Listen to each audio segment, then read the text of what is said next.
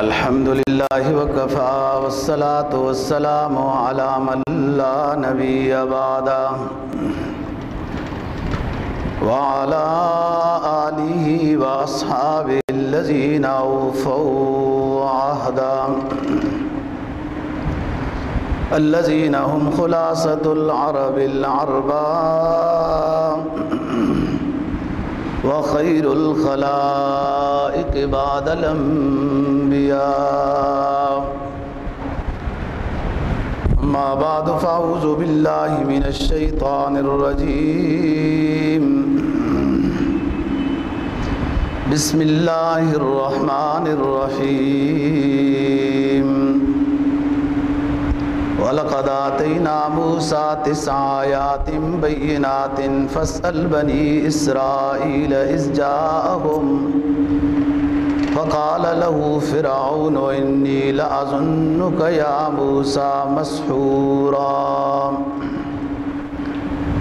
عن النبي صلى الله عليه وسلم قال الله تعالى العز إزاري والكبرياء ردائي فمن ينازعني عذبته صدق الله العظيم وصدق رسوله النبي الأمي الكريم ونحن على ذلك لمن الشاهدين والشاكرين والحمد للہ رب العالمین۔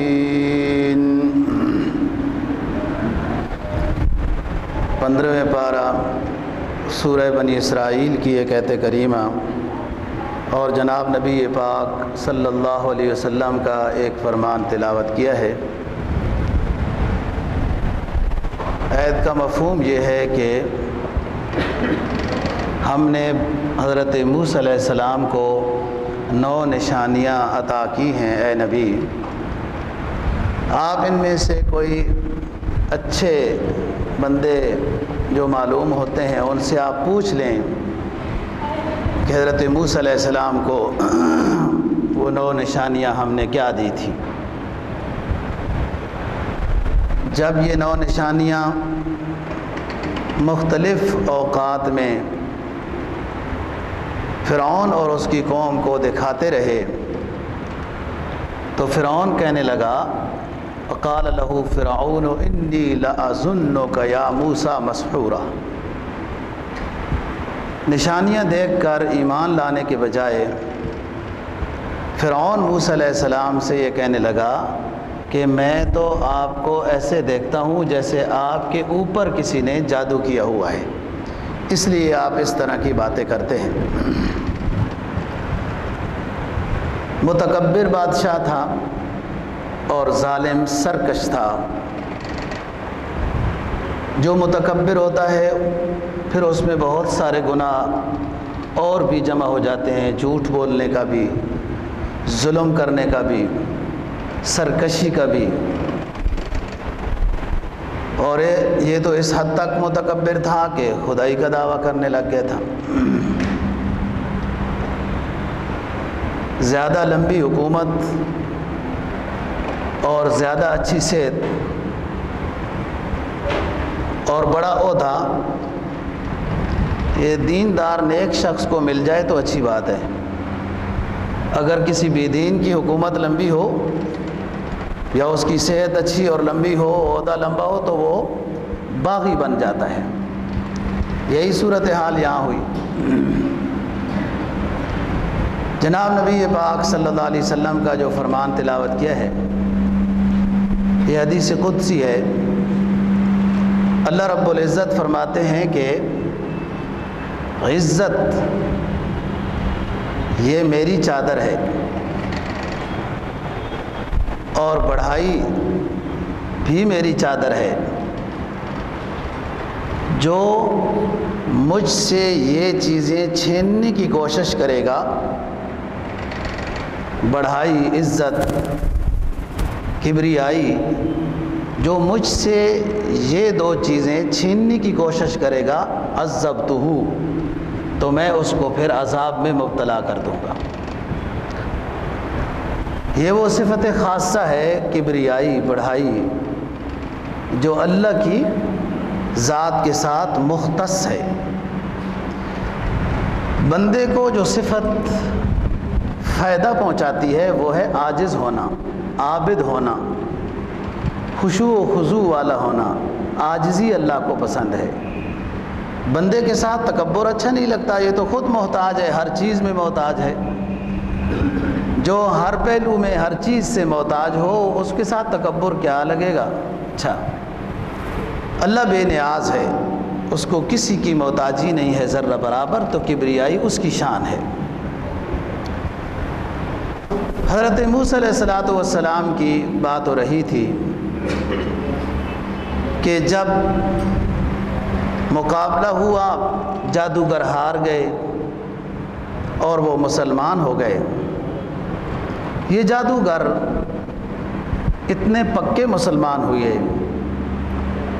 کہ سب نے شہادت کو قبول کر لیا، لیکن فرعون کی بات کو نہیں مانا اور ایمان سے نہیں پھرے، اور یہ کافی تعداد میں تھے، مختلف قوموں کے تھے۔ فرعون کی ذاتی قوم کے جو بندے ایمان لائے وہ ایک اس کی بیوی ہے، ایک وہ شخص ہے جو موسیٰ علیہ السلام کو بات بتانے کے لیے آیا تھا جب موسیٰ علیہ السلام مدین گئے تھے۔ وَجَاءَ مِنْ أَقْصَى الْمَدِينَةِ رَجُلٌ يَسْعَىٰ، دوڑتا ہوا آیا کہ آپ کے بارے میں قتل کا مشورہ ہوا ہے، یہ بھی اس کی قوم کا تھا۔ اور تیسرا وَقَالَ رَجُلٌ مُؤْمِنٌ مِّنْ آلِ فِرْعَوْنَ يَكْتُمُ إِيمَانَهُ وَتَقْتُلُونَ رَجُلًا أَن يَقُولَ رَبِّيَ اللَّهُ، کہ جب یہ ہار گئے، جادوگر ایمان لے آئے، فرعون کی بہت رسوائی ہوئی، تو پھر یہ پروگرام بنانے لگا کہ ان کو قتل کرو۔ بعض نے یہ مشورہ دیا کہ صرف بنی اسرائیل کے لڑکوں کو قتل کرنے کا تو کوئی فائدہ نہیں ہوا، پہلے بھی قتل کرتے رہے ہیں، اصل قائد کو قتل کرو۔ موسیٰ علیہ السلام کو قتل کرنے کے بارے میں پروگرام بنایا۔ ایک شخص اسی کی قوم کا، اسی کی کابینہ کا، قرآن کہتا ہے یکتم ایمانہ، اس نے اب تک تو اپنا ایمان چھپایا ہوا تھا، لیکن اب اس سے رہا نہیں گیا اور فرعون کے سامنے کہنے لگا کہ ایسے شخص کو قتل کیوں کرتے ہو؟ اتقتلون رجلا ان یقول ربی اللہ، وہ تو یہ کہتا ہے میرا رب اللہ ہے، اگر وہ سچ کہتا ہے تو تمہارے اوپر وہ باتیں آئیں گی، وہ عذاب آئے گا جو وہ بتا رہا ہے، اور اگر وہ جھوٹ کہتا ہے تو چھوڑو اس کو اپنی حالت پر، اس کے اوپر اس کا نقصان خود ہی ہوگا۔ اس شخص نے تقریباً ایک لمبی تقریر کی ہے فرعون اور اس کے درباریوں کے سامنے، جو 24ویں پارے سورہ مومن میں تقریباً 3 رکوع پر اس کی قرآن مجید نے، جو اللہ پاک نے وحی کی شکل میں اس شخص کی تقریر کو نقل کیا ہے، 3 رکوع ہیں۔ فکر آخرت بھی ان کو دلائی، ظلم سے ان کو باز رہنے کا گویا کہ ترغیب دی، سمجھایا، اور آخر میں کہنے لگا یا قوم، کیا تمہیں ہو گیا؟ میں تمہیں دعوت اللہ، دعوت الجنہ دے رہا ہوں، وتدعوننی الی النار، اور تم جو پروگرام رکھتے ہو وہ تو جہنم کی طرف لے کے جا رہا ہے۔ فرعون نے کہا پہلے موسیٰ کو چھوڑو، اس کا کام پہلے کرو۔ اس نے فوراً دعا کی، افوض امری الی اللہ ان اللہ بصیر بالعباد، میرے رب تیری بات کر رہا ہوں اور ایسی جگہ پہ کر رہا ہوں جہاں کوئی بھی تجھے ماننے والا نہیں ہے، صرف میں اکیلا ہوں، اور یہ ظالم ہیں، یہ سب کچھ کر سکتے ہیں۔ علماء نے لکھا ہے نا کہ کوئی شخص واقعتاً کسی حقیقی ظالم کی زد میں مبتلا ہو تو یہ دعا کیا کرے، اللہ پاک نجات نصیب فرمائیں گے۔ وَأُفَوِّضُ أَمْرِي إِلَى اللَّهِ إِنَّ اللَّهَ بَصِيرٌ بِالْعِبَادِ، اس شخص نے یہ دعا کی، میرے رب میں تیری بات کر رہا ہوں، میری اپنی کوئی ضرورت نہیں ہے، اب میری جان آپ کے حوالے ہے، آپ مجھے دیکھ رہے ہیں، میں اندر باہر سے برابر ہوں، منافقت نہیں ہے۔ اللہ پاک نے اس کو نجات دی کہ ان کے وہ مکر اور وہ پروگرام، وہ جو سارے کچھ تھے وہ سارے ختم ہو گئے، انہی کے خلاف شروع ہو گئے۔ یہ اللہ کا قانون ہے دوستو۔ سورہ فاطر ختم ہو رہی ہے، 22واں پارہ، آگے سورہ یاسین شروع ہو رہی ہے۔ فرمایا وَلَا يَحِيقُ الْمَكْرُ السَّيِّئُ إِلَّا بِأَهْلِهِ، جو کوئی کسی نیک شخص کے بارے میں ہیلے، پروگرام، تدبیریں، پروپگنڈا کرتا ہے جبکہ وہ بے گناہ ہے، تو یہ پروپگنڈا کرنے والے، یہ مکر و فریب کرنے والے، جتنی تدبیریں کرنے والے ہیں، اللہ کا قانون یہ ہے کہ یہ ساری تدبیریں انہی کے خلاف ثابت ہو جائیں گی۔ وَلَا يَحِيقُ الْمَكْرُ السَّيِّئُ إِلَّا بِأَهْلِهِ۔ یہی بات ہوئی کہ وہ تو ان کو قتل کرنے کا پروگرام رکھتا ہے، اللہ نے اس کو بھی نجات دی، اور یہ فوراً آ کے اس نے موسیٰ علیہ السلام کو بتایا بھی ہے کہ آپ کے پروگرام، آپ کے بارے میں یہ ہے کہ وہ آپ کو قتل کریں گے۔ موسیٰ علیہ السلام ہوشیار ہو گئے۔ ادھر فرعون کی کابینہ نے یہ مشورہ کیا کہ انہیں قتل بھی کیا جائے، ان کو گھروں سے باہر نہ نکلنے دیا جائے، ان کو اجتماعی عبادت نہ کرنے کی اجازت دی جائے، یہ وہاں بیٹھ کر آپس میں پھر مشورہ کر لیتے ہیں۔ اجتماعی عبادت نماز ہے، اس سے ان کو روکا جائے۔ تو ایک نے کہا کہ حضرت کیسے روکیں گے، تو کافی ان کے عبادت خانے ہیں بنی اسرائیل کے۔ تو وہ دوسرا، وہاں بھی اس وقت بھی کوئی وزیر داخلہ ہوگا نا اس کا، اس نے کہا مدرسے مسجدیں سارے ختم کر دو، گرا دو۔ کہا یہ صحیح مشورہ ہے، اس نے مسجدیں مدرسے سارے گرا دیے۔ یہ اللہ کا مقابلہ کر رہے ہیں نا، دین کو کمزور کرنے کی کوشش کرنا، قال اللہ قال رسول اور ان جگہوں کو مٹانے کی کوشش کرنا، یہ حقیقت میں اللہ کے ساتھ جنگ کرنا ہے۔ یہ مولوی لوگ، یہ طالب علم جیسے کیسے بھی ہوں، بات تو اس کی کرتے ہیں، اس کے حبیب کی کرتے ہیں نا۔ تم سے تو پھر بھی بہتر ہے، تم انگریز کی بات کرتے ہو، اللہ کے باغیوں کی، اللہ کے دشمنوں کی بات کرتے ہو، یہ اللہ اور اللہ کے حبیب کی بات کرتے ہیں۔ تو یہ اللہ کا مقابلہ کرنا ہے۔ ادھر اللہ تعالیٰ نے حکم بھیجا، فرمایا وَأَوْحَيْنَا إِلَىٰ مُوسَىٰ وَأَخِيهِ أَن تَبَوَّآ لِقَوْمِكُمَا بِمِصْرَ بُيُوتًا وَجَعَلُوا بُيُوتَكُمْ قِبْلَةً وَأَوْحَيْنَا إِلَىٰ مُوسَىٰ وَأَخِيهِ أَن تَبَوَّآ لِقَوْمِكُمَا بِمِصْرَ بُيُوتًا وَجَعَلُوا بُيُوتَكُمْ قِبْلَةً۔ ادھر اس زمانے کے بڑے ظالم بادشاہ نے جب یہ مساجد و مدارس کو گرانے کا پروگرام عملی کر دیا، تو ہم نے بھی اپنے کلیم پہ وہی بھیج دی۔ اب مقابلہ جاری ہو گیا، ہم نے وہی بھیجی اپنے کلیم اور اس کے بھائی پر کہ کسی پروگرام اور طریقے کے ذریعے سے آبادیوں سے باہر اپنی نئی سوسائٹی بنا لو، اے کلیم اپنے گھر نئے بنا لو، مسلمانوں کی علیحدہ ایک بستی بن جائے اور اپنے گھروں کا رخ بیت المقدس کی طرف کر لو۔ وَجَعَلُوا بُيُوتَكُمْ قِبْلَةً، اور اپنے گھروں کا رخ قبلہ رخ بناؤ، اپنے گھروں میں نماز میں مصروف ہو جاؤ، اس لیے کہ اللہ کی سنت یہ ہے وَاسْتَعِينُوا بِالصَّبْرِ وَالصَّلَاةِ۔ اللہ مدد کرنے پہ آتا ہے جب انسان سچا نمازی بن جاتا ہے۔ نماز پڑھنے لگ جاؤ، اپنے گھروں کو قبلہ رخ بناؤ۔ چنانچہ انہوں نے گھر بنائے، علیحدہ آباد ہو گئے اور عبادت میں مصروف ہو گئے۔ بھائی ایک قوم اگر خاموشی کے ساتھ اور شرافت کے ساتھ اپنی عبادت کرنا چاہتی ہے تو اس سے بادشاہوں کو پتہ نہیں کیا تکلیف ہوتی ہے. جب جلوس نکالیں پھر بھی ناراض، خاموش ہو کر عبادت کریں پھر بھی ناراض. یار اب کہاں جائیں، تجھے تو یاد کرنا ہے. اب یہ پھر پروگرام بنانے لگ گیا کہ یہ علیحدہ آباد ہو رہے ہیں، یہ کوئی پروگرام بنا رہے ہیں، لہٰذا ان کو قتل کرو، بس ان کے بڑے جو ملے قتل شروع کر دو. ادھر اللہ تعالیٰ نے فرعونیوں کے اوپر آزمائشیں ڈالنا شروع کر دی.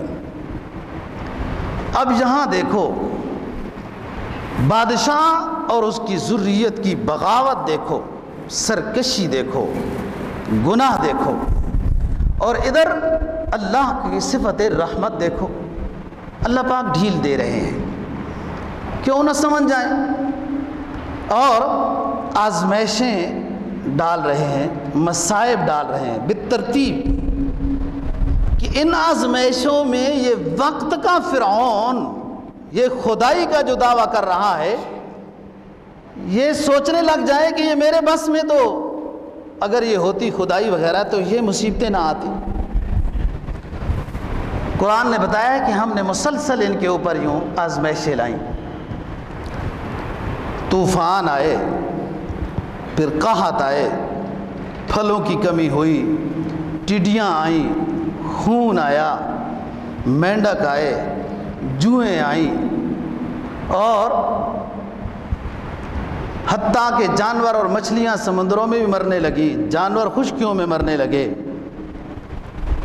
کھانے پینے کی سامان کی جو پہلے فراوانی تھی وہ ختم ہو گئی، مال اموال پتھر بن گئے.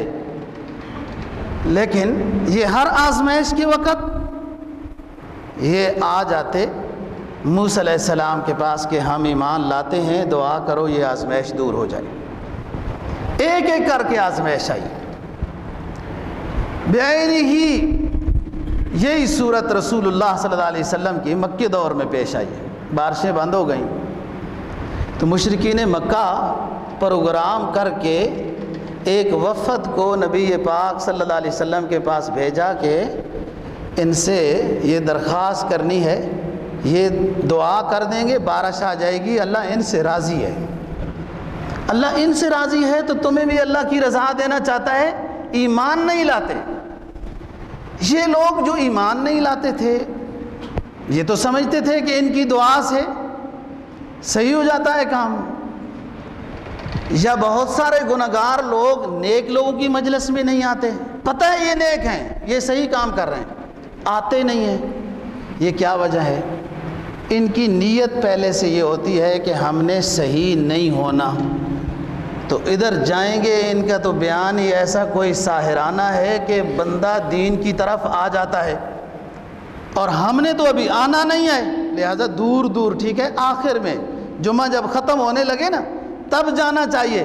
وہ ٹکر لگا کے کنکر دیگ، حدیث میں آتا ہے نا، بعض نمازی ایسے ہوتے ہیں وہ مرغے کی طرح فرضی چونچ لگاتے ہیں، ایسے یاد آنا ہے یاد آنا ہے. یہ اس طرح کی نماز ہے جو آسمانوں کے نیچے ہی لٹکتی رہتی ہے، دائرہ قبولیت میں نہیں جاتی.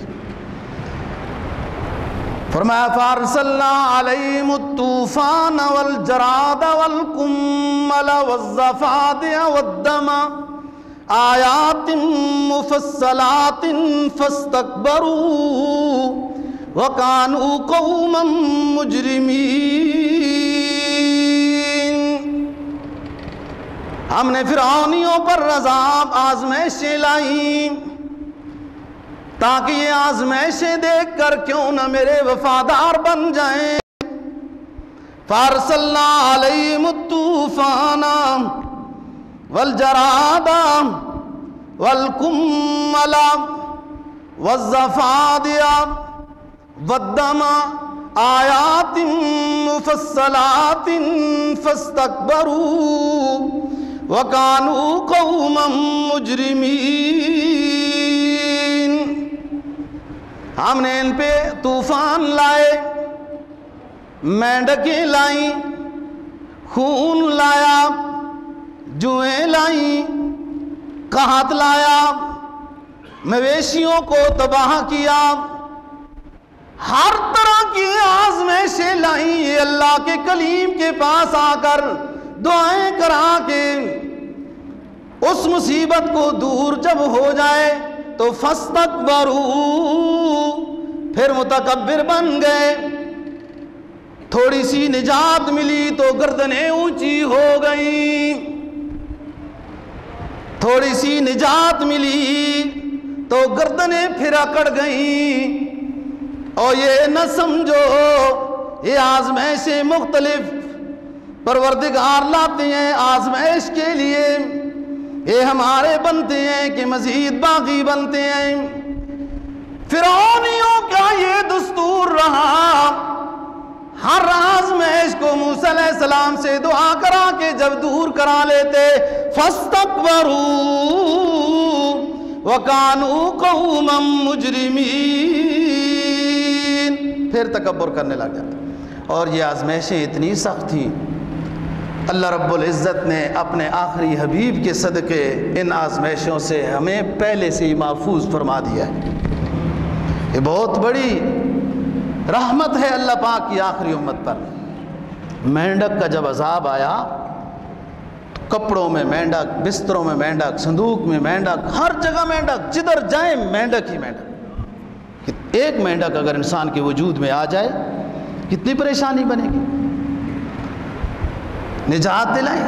فلما وقع علیہم الرجس قالوا یا موسیٰ ادع لنا ربک بما عہد عندک لئن کشفت عنا الرجز لنؤمنن لک ولنرسلن معک بنی اسرائیل.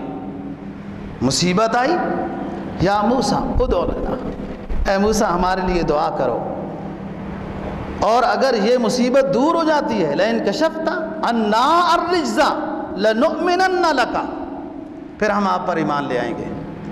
وَلَنُرْسِلَنَّ مَعَكَ بَنِي اسرائیل، اور آپ کی قوم کو بھی آزاد کریں گے، غلام نہیں بنائیں گے، خدمت نہیں کریں گے، آپ کے ساتھ چھوڑ دیں گے. دیکھو اللہ کی طرف سے یہ صفت رحمت ہے. مصیبت آئی، پھر ایک پیغمبر کی دعا سے دور بھی کر دی کہ آپ سمجھ جائیں. قرآن اعلان کرتا ہے اللہ رب العزت کی شان بیان کرتے ہوئے ما یفعل اللہ بعذابکم ان شکرتم وآمنتم وکان اللہ شاکرا علیما. اللہ کو کوئی فائدہ نہیں ہوتا تمہیں عذاب دے کر، کہ یہ سمجھو کہ تمہیں تباہ کر کے اللہ کو کوئی فائدہ ہوتا ہے، ایسی بات نہیں ہے. اللہ تو یہ چاہتا ہے تم شاکر بن جاؤ، میں اور دیتا جاؤں. اللہ تو اس طرح خوش ہوتا ہے. وہ ذات وہ ہے جو دینے پہ خوش ہوتا ہے. عجیب بادشاہ ہے نا، اصل بادشاہ ہے نا، اس کی اپنی ذاتی بادشاہی ہے، بھیک مانگی ہوئی تو نہیں ہے کہ وہ سب کو پتہ ہے عارضی ہے لہذا سمیٹو. اس کی اپنی اصل بادشاہی ہے، اور خزانے اس نے سارے بنی نوع انسان کے لیے رکھے ہیں، بس کوئی مانگنے والا ہو وہ عطا کرنے پہ خوش ہوتا ہے. تو یہ اللہ کی رحمت. اب خون کا عذاب آ گیا، دوبارہ جب سرکش ہو گئے تو خون کا عذاب آ گیا. اور خون کا عذاب اس طریقے کا ہے، پانی پئیں خون، سالن بنائیں خون، کھانا کھائیں خون، جو کچھ بھی خون. دریائے نیل میں جائیں تو خون، جو حاصل کرنا چاہیں بس وہ پہلے صحیح نظر آتا ہے جیسے وہ خون. اور اللہ کی قدرت دیکھی، اسی چشمے سے پانی بنی اسرائیلی لے جو صاف ستھرا شفاف عذباً فراتا، میٹھا اور ٹھنڈا ان کو ملے. وہ دریا میں جائیں انہیں صاف پانی نصیب ہو، جب یہ جائیں تو انہیں خون ملے. وہ جائیں تو انہیں مچھلیاں تر و تازہ ملے، یہ جائیں تو انہیں مردہ ملے، بدبودار ملے. ہر جگہ خون ہی خون. پھر موسیٰ علیہ السلام کے پاس آئے، دعا کرائی، یہ مصیبت دور ہو گئی. پھر سرکش بن گئے، متکبر ہو گئے. پھر جوؤں کا عذاب آ گیا. جو ایک سر میں ہو تو نیند اڑ جاتی ہے، اور جوئیں ہوں جب اسی طریقے سے خون کا عذاب، جوؤں کا عذاب، مینڈک کا عذاب، ٹڈیوں کا عذاب. ٹڈی بھی عذاب ہے. فلما کشفنا عنہم الرجز الی اجل ہم بالغوہ اذا ہم ینکثون. جب ہم ان سے ہٹاتے تھے یہ مصیبت تو پھر وہ الٹے پاؤں ادھر ہی چلے جاتے تھے. پھر بڑا عذاب آیا بعد میں طوفان کے ساتھ غرق کر. اللہ کا یہی دستور ہے دوستو، یہ مصیبتیں بھیجتا ہے. کبھی حکمران نالائق ہونے کی صورت میں، کبھی ظالم ہونے کی صورت میں، کبھی بم دھماکوں کی صورت میں، کبھی زلزلوں کی صورت میں، کبھی سیلاب کی صورت میں، کبھی کس طرح. کہ یہ جن پر مصیبت آ رہی ہے یہ سمجھ بھی رہے ہیں یا نہیں؟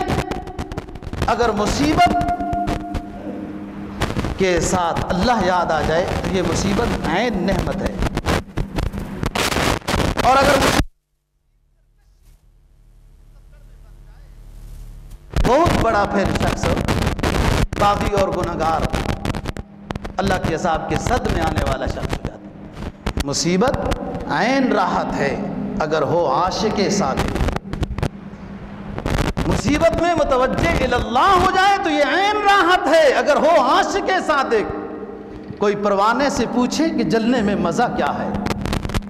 جب ایک نیک شخص پر تھوڑی سی بھی پریشانی آتی ہے تو وہ خوب متوجہ اللہ ہو جاتا ہے اور اس میں اس کو درجات ملتے ہیں۔ حضرت صفان بن عسال رضی اللہ تعالیٰ عنہ مشہور صحابی ہیں، حدیث نقل کرتے ہیں کہ رسول پاک صلی اللہ علیہ وسلم کے پاس یہودیوں کے کچھ لوگ آئے، سوال کرنے لگے کہ حضرت موسیٰ علیہ السلام کو اللہ نے 9 نشانیاں کیا عطا کی تھی؟ ایک تو 9 آزمائشیں ہیں جو فرعونیوں پہ آئیں ان کو سنوارنے کے لیے کہ متوجہ اللہ ہو جائے۔ ایک 9 معجزے ہیں جو حضرت موسیٰ علیہ السلام کو اللہ نے عطا کی ہیں۔ ید بیضا کا معجزہ، لاٹھی کا معجزہ، دریا کے راستے دینے کا معجزہ، بادلوں کے سایہ کرنے کا معجزہ، من و سلوہ کے نزول کا معجزہ، چشموں کے جاری ہونے کا معجزہ، توریت کے نازل ہونے کا معجزہ، ورفعنا فوقکم الطور، پہاڑ بنی اسرائیلیوں کے اوپر آ گیا، مانتے ہو کہ نہیں؟ پہاڑوں کے آنے کا معجزہ، وہ جو ساتھ گئے تھے اور اللہ کی جھلک سے مر گئے تھے کوہ طور میں، ان کے زندہ کرنے کا معجزہ۔ یہ تو معجزے ہیں حضرت موسیٰ علیہ السلام کو جو اللہ نے عطا کی۔ سب سے بڑا معجزہ حضرت موسیٰ علیہ السلام کو اللہ نے جو عطا کیا وہ کلیم کا معجزہ ہے، جب چاہیں اللہ سے بات کر سکتے ہیں۔ ہر پیغمبر کو اللہ نے معجزے عطا کیے ہیں۔ بعض معجزے ایسے ہوتے ہیں جو وقتی ہوتے ہیں، اس وقت کے لحاظ سے، ضرورت کے لحاظ سے، اور پھر وہ اٹھا لیے جاتے ہیں، اور بعض معجزے انبیاء علیہ السلام کو ان کے ساتھ ہوتے ہیں۔ ان میں حضرت موسیٰ علیہ السلام کے ید بیضا، لاٹھی کا معجزہ، ہاتھ کے سفید ہونے والا معجزہ، اور کلیم کا سب سے اونچا معجزہ کلیم کا، یہ ان کے ساتھ تھا ہمیشہ۔ جیسے حضرت عیسیٰ علیہ السلام کو اسم اعظم کا معجزہ ابرئ الاکمہ والابرص واحیی الموتیٰ باذن اللہ، وہ اسم اعظم پڑھتے ہیں مردے کے اوپر، اللہ مردے کر دیتے ہیں، لیکن وہ ساتھ پڑھتے ہیں دم پھونکتے ہیں، مردہ زندہ ہوتا ہے تو ساتھ بتاتے ہیں عوام کو، اپنے مقتدیوں کو، باذن اللہ۔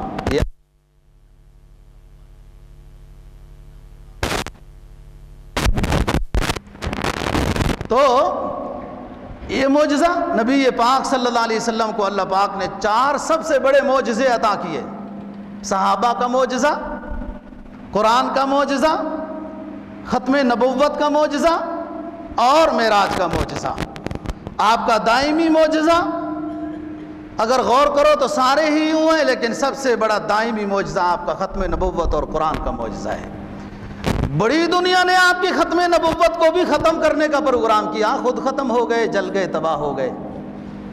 بہت سے کافروں نے قرآن کو ختم کرنے کی کوشش کی، جیسے وَإِنَّ الشَّيَاطِينَ لَيُوحُونَ إِلَىٰ أَوْلِيَائِهِمْ، 8واں پارہ، پہلا رکوع ختم ہو رہا ہے، وَإِنَّ الشَّيَاطِينَ لَيُوحُونَ إِلَىٰ أَوْلِيَائِهِمْ، کچھ شیطان وحی کرتے ہیں اپنے دوستوں کی طرف، پھر وہ دوست شیطانوں کی وحی کو مان کر اس طرح کرنے لگ جاتے ہیں۔ بعض دفعہ شیطانوں نے یہ وحی بھیجی قرآن کو جلاؤ، تو ان کے نوکروں نے قرآن جلانے شروع کر دیے، ڈھیر لگ گئے دہلی میں اور اطراف دہلی میں، قرآن جلا کر، اور پھر سوچا کہ یہ تو پھر بھی ہر مسجد مدرسے میں قرآن کے حافظ نظر آتے ہیں، چلو علماء کو جلاؤ، ان طلبہ، ان حافظ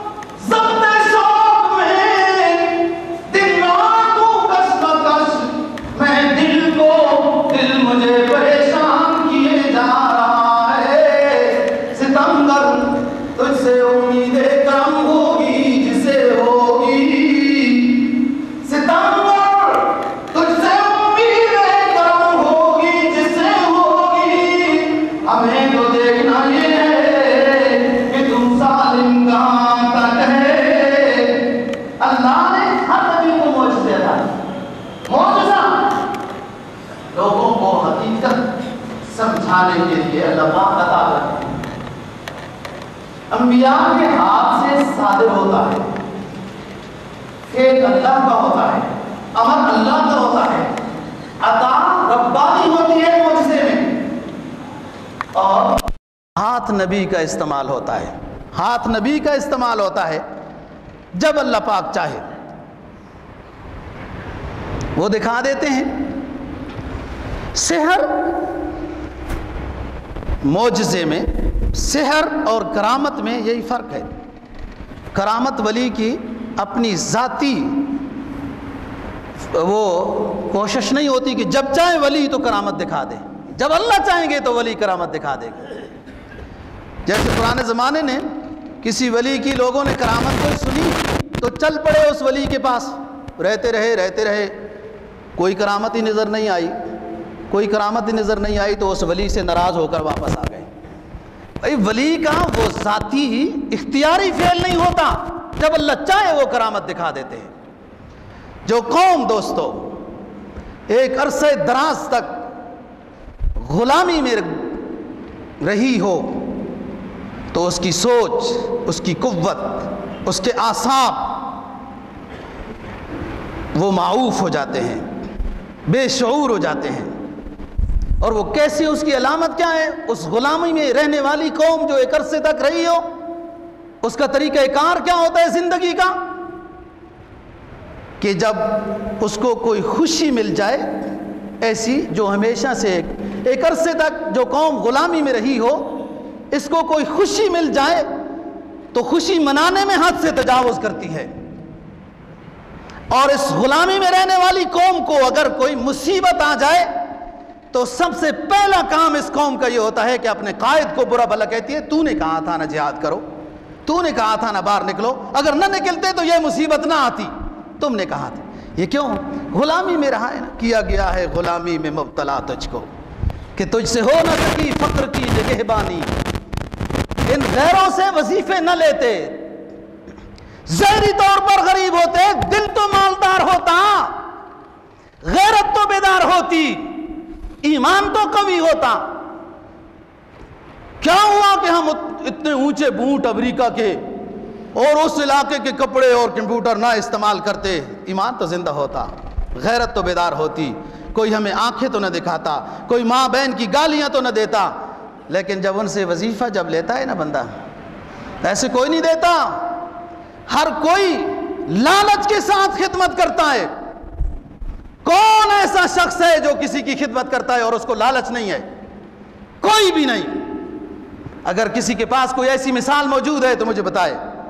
آپ مسجد میں پیسے دیتے ہیں، میں خدمت کرتا ہوں، لالچ ہے نا، اللہ راضی ہو جائے، آخرت میں اللہ کی رضا ملے، سرخ روئی کامیابی ہو، اللہ جنت الفردوس نصیب فرمائے، علماء، محدثین، اولیاء، صحابہ کرام کی معیت نصیب فرمائے۔ باہر آپ اللہ کے نام پہ جو مانگ رہا ہوتا ہے اس کو دیتے ہو، لالچ ہے نا۔ اور کوئی افسر اپنے ورکر کو چائے پلاتا ہے نا، اس میں بھی کوئی بات ہوتی ہے، کل آپ کو پتہ چل جائے گی، آج کی چائے کل بتائے گی۔ چائے کوئی نہیں مفت پلاتا تو ڈالر کوئی مفت دیتا ہے؟ یہ وظیفے جو ملتے ہیں نا، اس سے غیرت بکتی ہے، یہ سودا ایمان کا ہوتا ہے۔ اقبال مرحوم بڑے درد سے پہلے ہی کہہ گیا، کہتا ہے کہ آگے ہے غلامی میں مبتلا تجھ کو کہ تجھ سے ہو نہ سکی فقر کی نگہبانی۔ تو اپنے فقر میں رہتا اور اللہ اللہ کرنے والا ہوتا، اس فقر کی قدر کرتا، دنیا آپ سے ڈرتی۔ صحابہ کرام رضی اللہ تعالیٰ عنہم خطاب سن رہے ہیں سرکار دو جہاں صلی اللہ علیہ وسلم کا، حبیب کبریا رحمت عالم صلی اللہ علیہ وسلم فرما رہے ہو، مسلمانوں ایک زمانہ آئے گا دشمن تجھے خسو خاشات کی شکل میں نگل جائے گا۔ ایک رضاکار اٹھا ہے، اللہ کے رسول کیا ہمارے افراد کم ہوں گے کہ دشمن ہمیں خسو خاشات کی شکل میں کھا جائے گا؟ کہا نہیں، افراد میں تم زیادہ ہوگے۔ کہا حضور ہمارے پاس اسلحہ نہیں ہوگا اس لیے دشمن ہمارے پر غالب آئے گا۔ کہا نہیں، اسلحہ بھی ہوگا، اس کو بچا بچا کر رکھو گے۔ کہ اللہ کے حبیب کیا ہمارے پاس مال و دولت نہیں ہوگا کہ دشمن ہمیں مارے گا؟ کہا نہیں، مالدار بھی ہوں گے۔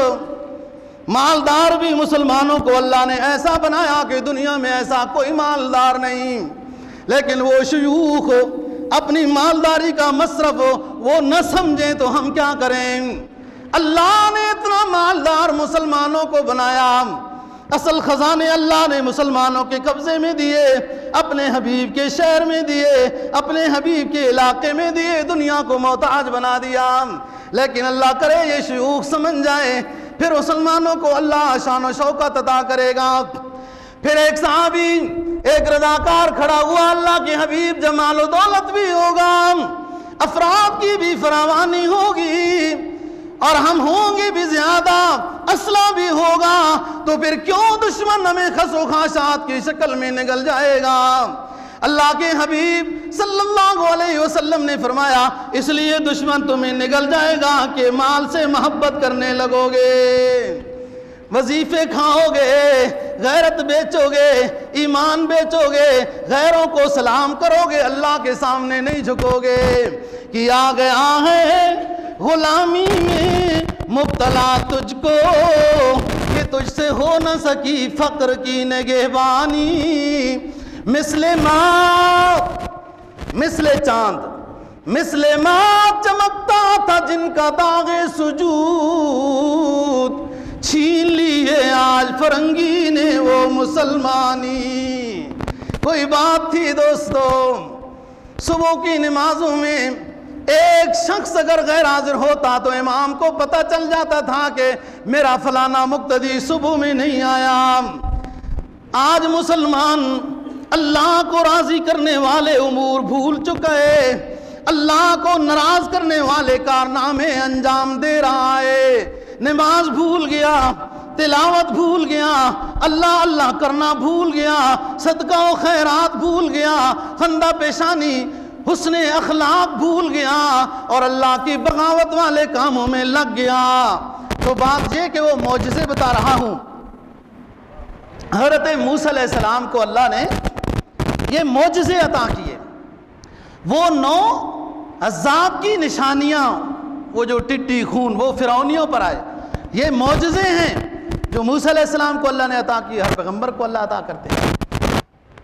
9 نشانیاں صفوان بن عسال رضی اللہ تعالیٰ عنہ رسول اللہ صلی اللہ علیہ وسلم سے پوچھنے والی روایت نقل کرتے ہیں کہ یہودی آئے، آپ سے پوچھتے ہیں کہ حضرت موسیٰ علیہ السلام پر وہ 9 احکام کیا نازل ہوئے تھے خاص، جس کو قرآن مجید نے بتایا وَلَقَدْ آتَيْنَا مُوسَىٰ 9 آیَاتٍ بَيِّنَاتٍ فَاسْأَلْ بَنِي إِسْرَائِیلَ إِذْ جَاءَهُمْ فَقَالَ لَهُ فِرْعَوْنُ إِنِّي لَأَظُنُّكَ يَا مُوسَىٰ مَسْحُورًا۔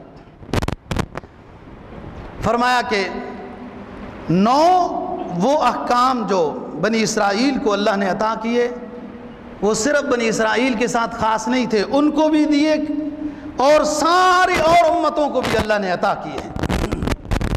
شرک نہ کرنا، زنا نہ کرنا، چوری نہ کرنا، قتل نہ کرنا، تہمت نہ لگانا، سود کا لین دین نہ کرنا، حاکم ظالموں کے ساتھ دوستی ہو جائے تو ناجائز ان سے زیادتیاں نہ کرانا۔ سمجھتے ہو نا، جب دوست ہو جاتے ہیں نا لوگ وڈیروں کے، سب سے پہلا کام کمزوروں کے اوپر ظلم کراتے ہیں، اور جنگ میں اگر جاؤ تو وہاں سے پشت دے کر نہ بھاگنا۔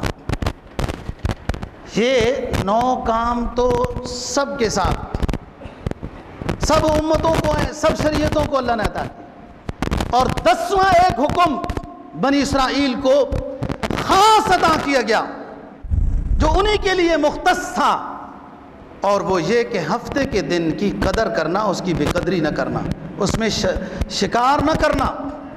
لیکن انہوں نے کوئی بات نہیں مانی، حتیٰ کہ ہفتے کے دن بھی وہ تعویلیں کر کے حلال کو حرام، حرام کو حلال یہ کرتے رہے، جس کی وجہ سے بنی اسرائیل کے اوپر عذاب آیا۔ اب بھی دوستو آپ یہ بات سنتے رہتے ہیں کہ یہ مولویوں نے دین کو سخت کیا ہوا ہے، یہ ہم جو حلال کو حرام، حرام کو حلال کرنا چاہتے ہیں، یہ آگے سے رکاوٹ بن جاتے ہیں. یہی تو ناراضگی ہے. اور ہم کیا چاہتے ہیں؟ اب اتنا عرصہ ہو گیا، میں نے تو ایک دفعہ بھی نہیں کہا کہ مجھے صدر بنا دو، وزیر اعظم بنا دو. میں کہتا ہوں آپ لوگ ہی بنو، یہ بہت بڑی آزمائش ہے. ہم یہ نہیں صحیح سنبھال سکتے. ایک کنال کی مسجد ہے.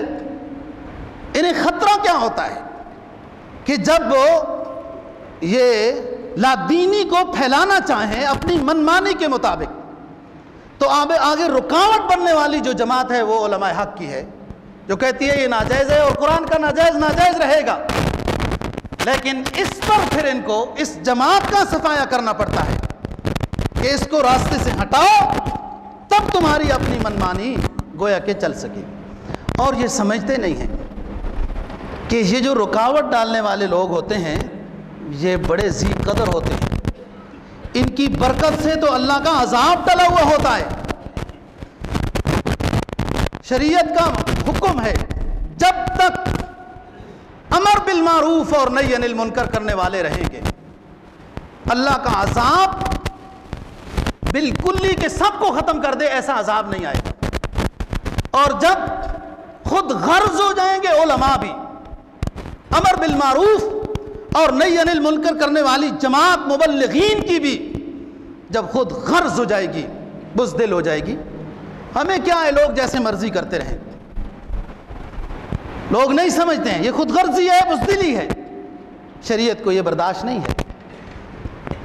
جب یہ بھی لوگ خاموش ہو جائیں گے پھر ان سمیت اللہ کا عذاب آتا ہے اور سارے تباہ ہو جائیں گے. تو بات ہو رہی تھی، حضرت موسیٰ علیہ السلام نے قوم کو سمجھایا.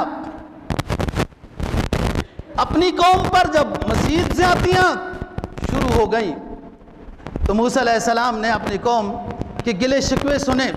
میں نے ابھی بتایا نا، جو ایک زمانے تک قوم غلامی میں رہی ہو، مصیبت آنے پر سب سے پہلے وہ ناراض اپنے قائد سے ہوتی ہے. اس کا ظرف ہی اتنا ہے نا.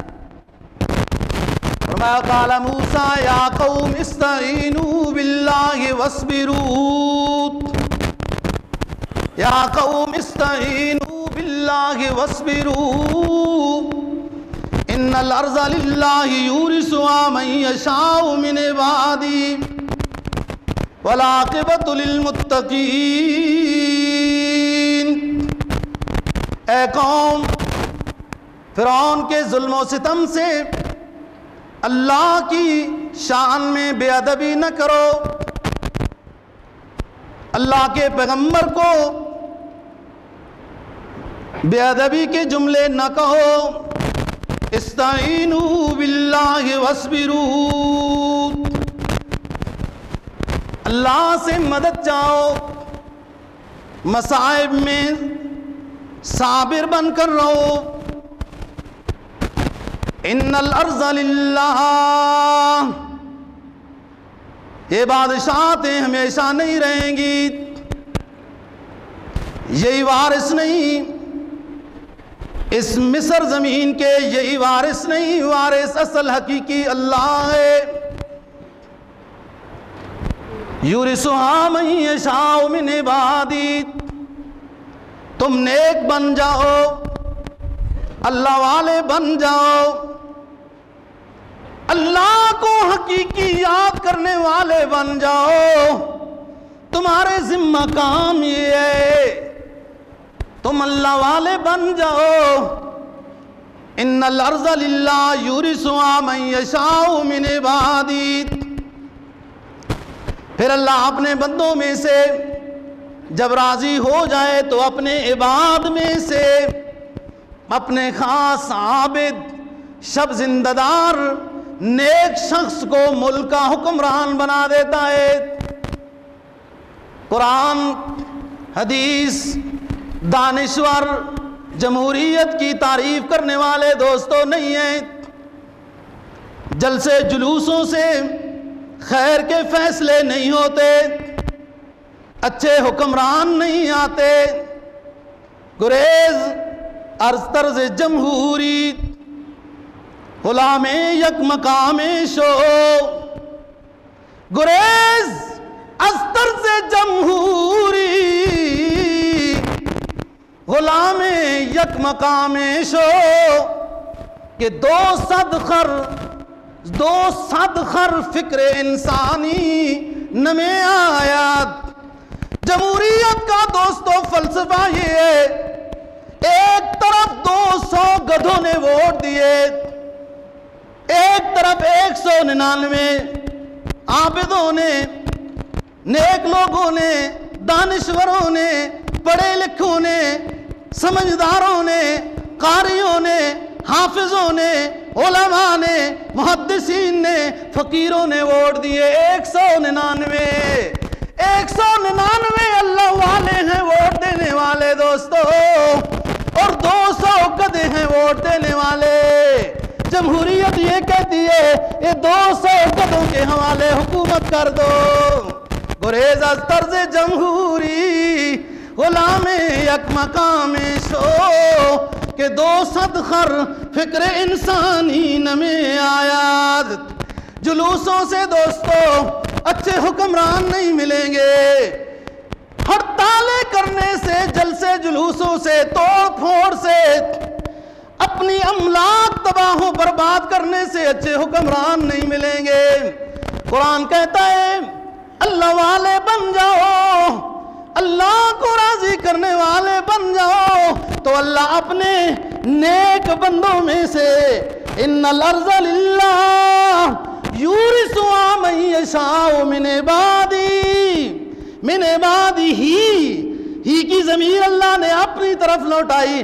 میں اپنے خاص عبادت گزار، اپنے خاص نیک بندوں میں سے آپ کا ایک اچھا نیک بندہ حکمران بنا دوں گا، لیکن جب تم میرے بنو گے کونو ربانیین، کونو ربانیین، تم اللہ والے بن جاؤ، ربانی بن جاؤ، اپنے گناہوں کی معافی میں لگ جاؤ، نمازوں کے پابند بن جاؤ۔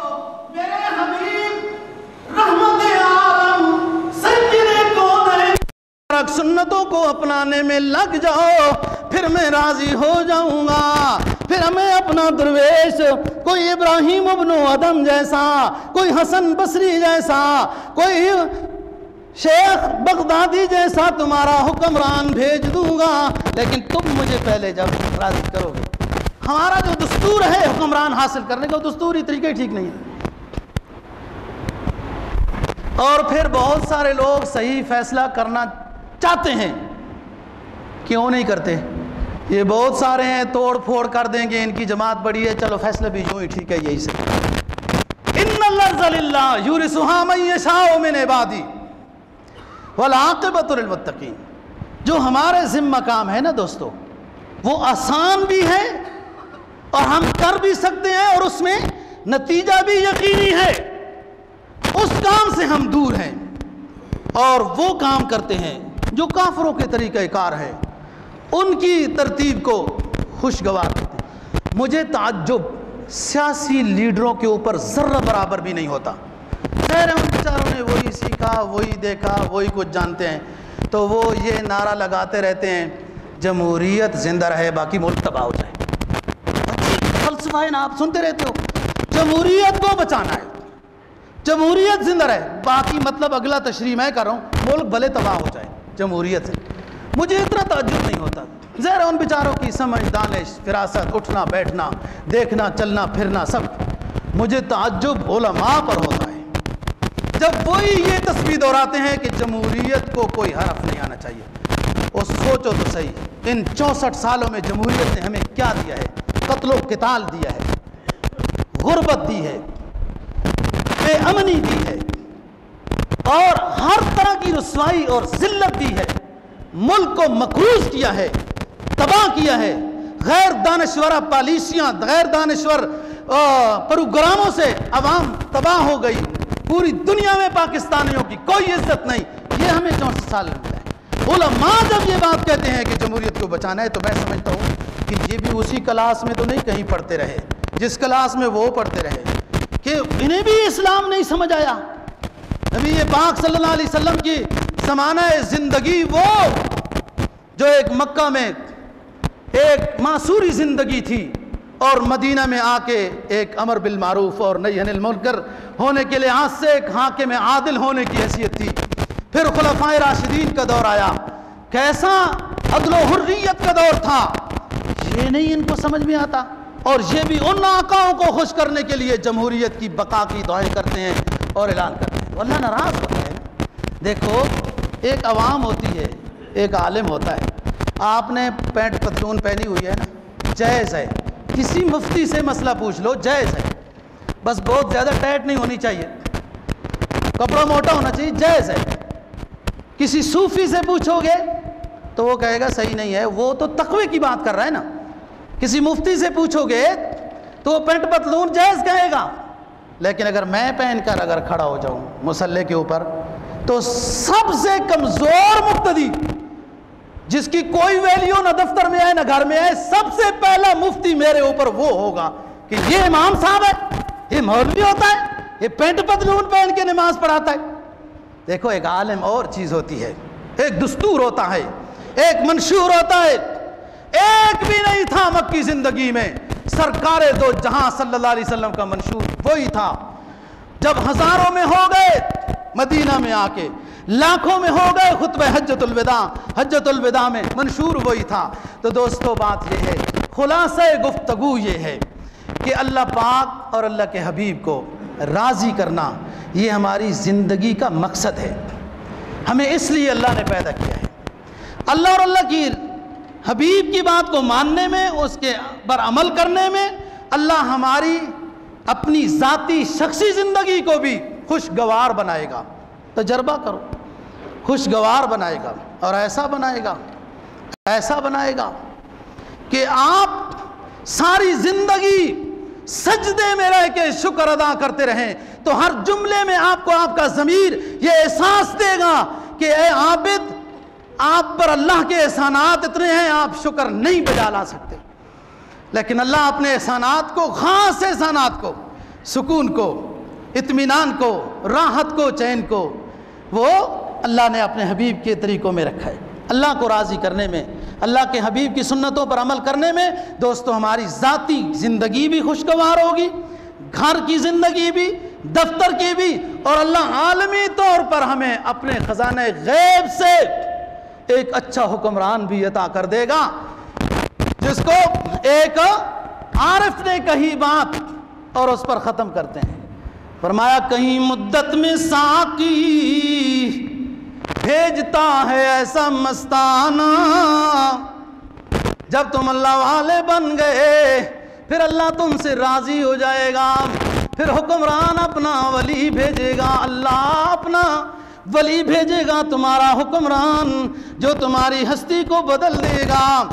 کونوا ربانیین بما کنتم تعلمون الکتاب وبما کنتم تدرسون.